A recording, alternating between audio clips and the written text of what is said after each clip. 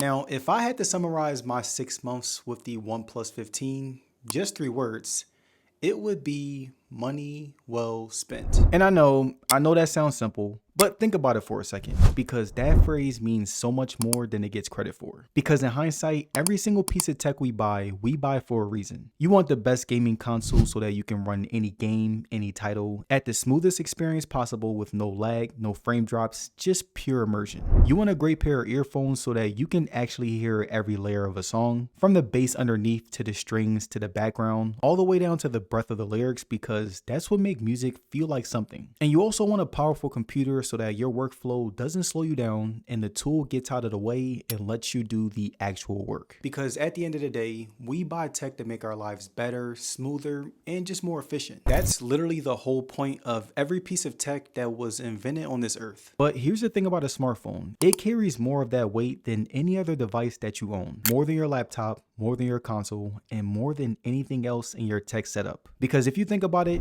your phone is with you throughout all of it. It's in your pocket at work, it's on your nightstand when you sleep, it's in your hand when you're gaming, when you're shooting content, when you're navigating to somewhere that you've never been, and when you're capturing a moment that you don't want to forget. The smartphone is the one piece of tech that is under pressure every single day, and it doesn't get the clock out. So when I'm evaluating a phone after 6 months of daily use, I'm not just looking at the spec sheet, I'm asking one question. Did this phone actually show up for my life? Not just in moments where everything was perfect and the lighting was good and I had time to fiddle with settings, but in real life moments. The rush moments, the unexpected moments, and the moments where you just need your phone to work. And that's where the OnePlus 15 truly earned those 3 words. Now, let me be very clear about who I am as a creator, because context does matter. I'm not a OnePlus fanboy, and I'm not here to just sell you a product. I spent $1,500 on the iPhone 17 and $1,400 on the Galaxy S26 Ultra, both as daily drivers, both reviewed on this channel with the same level of honesty that I'm bringing you today. And I know what flagship money buys you. I know what it feels like to hold a phone that costs just as much as a plane ticket and expect it to justify every single dollar. So when I tell you that a $900 phone went toe to toe with both of those devices in my day-to-day life, and in some areas actually beat them, I need you to understand that that's not just hype. That's 6 months of real use talking. And let's be honest, $900 versus $1,400 or $1,500 is not a small difference whatsoever. So yeah, the price gap is real, and price is something that you need to discuss when you're determining the overall value of whether a phone is worth it or not. Because being efficient is only half the battle. A phone also has to be worth what you paid for it. And the OnePlus 15 cleared that bar in a way that I genuinely didn't expect going in. And what stood out to me beyond all the specs, beyond all the marketing language, and beyond all of the comparisons that people threw at this phone online was how easy this phone truly made my life. The 7300 milliamp hour battery lasted me 2 full days on more occasions than I can count. And whenever I did need to charge it, I went from 0 to 100% in under an hour. And it just makes everything so much easier when you go throughout the day, trusting that your phone won't die on you at a time when you do need it. And even when it does get low, being able to get back up to 50% in 15 minutes saves you so much time to get back right to your phone. And even the camera, despite all the online noise about losing the Hasselblad partnership, captures some of the best moments that I've had over the past 6 months. Beautiful in good light, beautiful in low light, and beautiful in damn near any environment that I threw at it. And of course, this phone is not perfect, and I'll get into exactly where it falls short later in the video, but the narrative that this camera is a downgrade, I think that's overstated, and I'm going to show you why. And then there's just the raw power of this thing. On paper, the OnePlus 15 is overpowered. And in real life, that overpower actually translates. The processing speed hasn't slowed down. The display still hits differently every single time I pick up another phone and remember what 165 Hz feels like. Despite the minor hiccups, the build quality on my black unit has held up better than I expected after 6 months of actual use. And in pretty much every area where a phone needs to be strong, from performance to battery to durability to display, all the way down to day-to-day reliability, the OnePlus 15 has consistently shown up for 6 months straight. Also, if you guys do enjoy this video, a like and a hype would be really appreciated. And I would even like to thank you guys for taking the time out of your day for watching me. Thank you. Real quick, this is one of those tools that I wish I had earlier, because there's nothing worse than picking up your phone and realizing that you're locked out. Maybe you forgot your passcode, maybe Face ID just isn't working, or you bought a secondhand phone and it's still locked, and now you're just stuck. But that's where Dr.Fone comes in. It lets you unlock your phone screen safely without needing the passcode, no guessing, no waiting, no stressing. And I tested it myself, and what I like is that it doesn't feel complicated or sketchy like a lot of these other tools. You just plug in your phone, follow a few steps, and you're right back in. So if you've ever been locked out of your own phone, this is one of those things that you don't think about until you really need it. And if you guys are interested, click the link in the description and comment section of today's video. Now, before I get into everything that I loved about this phone, and there's a lot, I do want to talk about the problems first. And here's what's honestly a little strange about the OnePlus 15. I usually come out of 6 months with the phone carrying a laundry list of complaints, you know, little things that build up over time. But with the OnePlus 15, I've only got one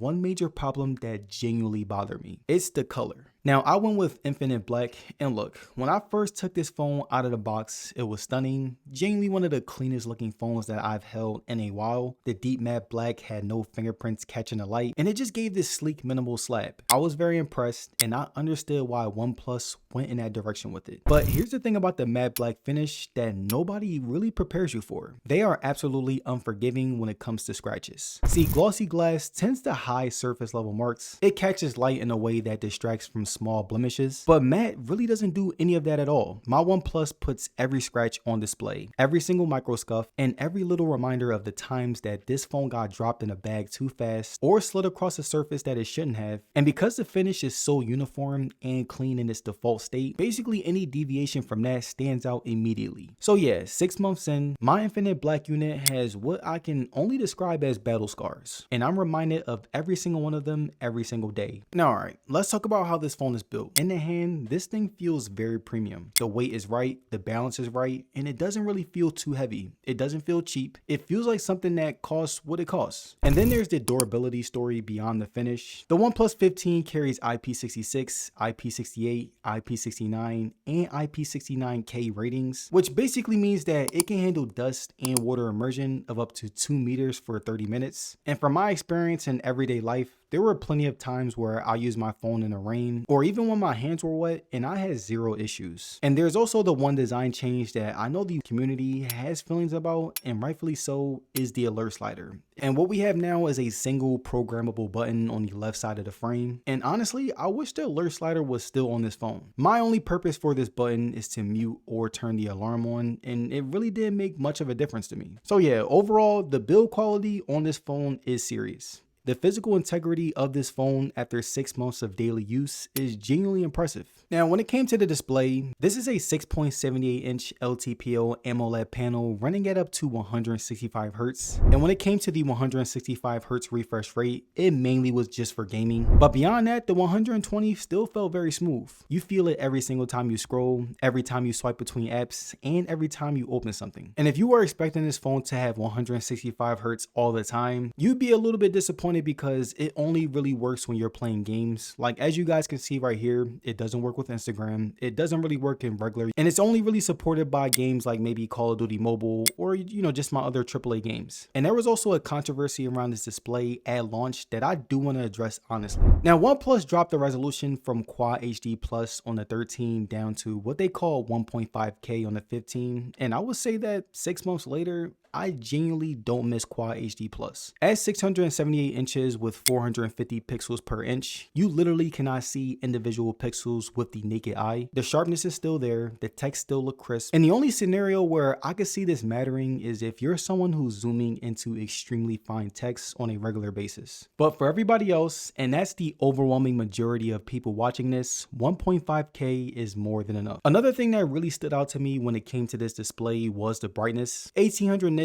in high brightness mode means outdoor visibility is genuinely excellent. I've used this phone in direct sunlight and I can still see everything on the screen very clearly, which at this point is expected on a phone that costs over 800 bucks. So yeah, 6 months in, this is still one of the best displays that I've used on a phone at any price. No burn-in, no color shift, no degradation, and it's been very consistent from day 1 to 180. Now, when it came to performance, despite being hundreds of dollars cheaper, the OnePlus 15 carries a Snapdragon Snapdragon Elite Gen 5 chip, just like the latest Galaxy S26 Ultra, with the biggest difference being the OnePlus 15 is more catered towards sustained performance rather than AI on Galaxy. And when it came to how this translates into real life, app launches are still instant, multitasking is still seamless. I run a lot of things simultaneously, from social media to YouTube in the background to having a camera app ready to go, all the way down to navigation running. And after 6 months, this phone still handles all of it without any hesitation. I rarely seen stutters, and it never really got in my way to where it was annoying. Now, gaming, because this phone's chip was built with gaming in mind, and that deserves a proper breakdown. Now, the 3200Hz touch sampling rate on this display is not a gimmick. At that sensitivity level, the gap between what your fingers does and what happens on the screen is up there with other top tier phones. In fast-paced gaming, that responsiveness gives you a pretty nice edge, and at its best with max settings, it holds 60 to 120 frames per second consistently. It doesn't dip, it doesn't fluctuate, and it just stays there. For most AAA mobile games, it was the same exact story. Certain games like Genshin Impact at the highest settings will drop into the mid 50s during the most demanding scenes. That's more of a Genshin optimization issue, not a hardware issue, because that game does push every phone very hard. Now, looking at thermals, performance and heat are directly related, and I do want to be very honest with you. After about 40 minutes of AAA games at max settings, the top portion of the phone does get pretty warm. Not uncomfortably warm, not alarming, but it is noticeable. The phone never really throttled to the point where I lost frames or felt performance truly drop. The vapor chamber cooling system did its job pretty well, but if you're a marathon gaming session person, you will feel that heat on extended play. And just like everything else across the board, the performance on this phone after 6 months is exactly what flagship performance should be. Reliable, consistent, and completely out of the way. And that's pretty much all you can ask for. Now, if there was one single reason why the OnePlus 15 should be in conversations with the best smartphones of 2026,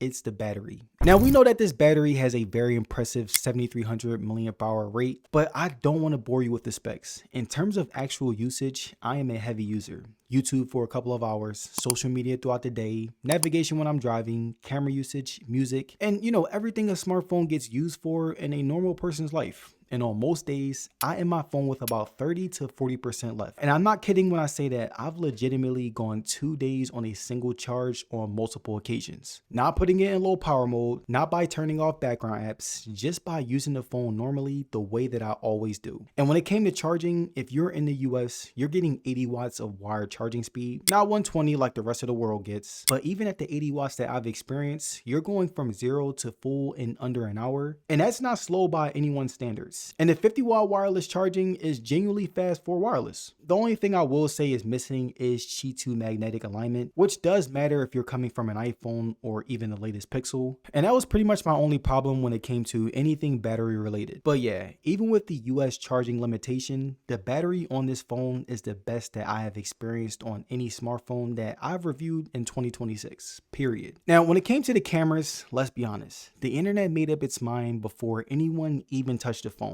Hasselblad is gone, and this was a slightly different experience, but I would say that it's not a total downgrade, and here's my actual experience after 6 months. Now, the main camera is excellent in good light, and I mean that in the most visual way possible. Photos from this sensor have a natural, true-to-life quality, and I genuinely prefer that over the over-processed, heavily saturated look that you get from some competitors. Colors look the way that your eyes actually saw them, skin tones are accurate, detail is sharp without feeling artificial, and I've pulled shots from this phone and have had people ask me what camera I use. Not what phone, what camera. And that's the level that we're operating at in good conditions. The ultra wide is consistent and reliable. The telephoto is solid in daylight, but does struggle at night. And when compared to other OnePlus phones, the footage looks cinematic in a way that video rarely does. So is this the best camera available? No. Is it competitive at $900? Absolutely. In over 6 months, it captured concerts, travel, family moments, very fast, very real moments, and it delivered. Now, after 6 months of living in Oxygen OS 16, I do have some thoughts. When it came to things that I found genuinely useful, it was the AI recorder. I use it in meetings with sponsors and for capturing voice notes for my short form content. It transcribes, it summarizes, and it was just a very useful tool that earned a place into my workflow. I also used AI Scan for documents and whiteboards, also pretty useful, especially if you're in a professional environment where you're capturing information quickly.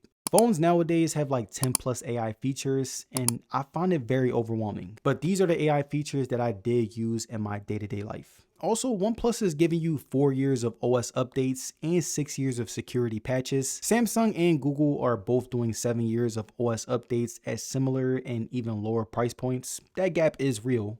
At $900, you are making a long-term investment in a device, and knowing that the phone's software will age out sooner than a Galaxy S26 is a legitimate consideration. It's not a deal breaker for anyone, but you do deserve to know before you buy. And in terms of stuff that I also noticed in my everyday life, the stereo speakers on this phone are still excellent. No degradation in audio quality after 6 months. The soundstage is wide for a phone, the volume ceiling is genuinely loud, and for something as simple as YouTube in bed without headphones, it still sounds better than most phones that I've used at this price point. USB-C port is still tight, no play, no wobble. 6 months of daily plugging and unplugging, it feels exactly the way it did out of the box. So yeah, the OnePlus 15 is the best value proposition in the flagship smartphone market right now. I want to be careful with that statement because it's specific. Best value, not best phone. The best camera system is elsewhere. The best software support is elsewhere. There are other options at higher price points that will serve you better, and I'll link the comparisons below. But if you want a phone that shows up for every single part of your life,